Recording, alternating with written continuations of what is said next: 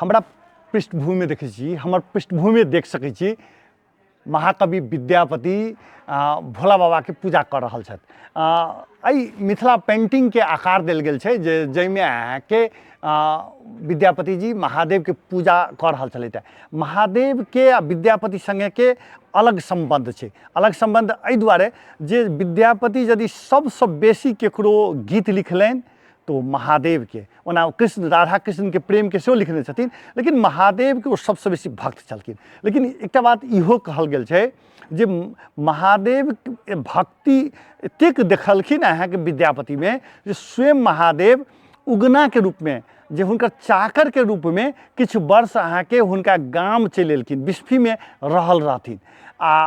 तहू के कारण से महाकवि विद्यापति आ उगना या कहीं महादेव दुनू के चर्चा हरेक ठाम होते रहे छै।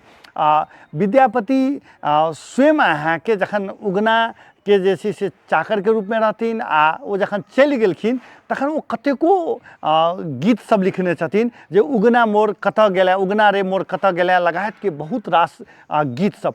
मैथिली भाषा के विकास में महाकवि विद्यापति के बहुत बड़का योगदान रहल अछि।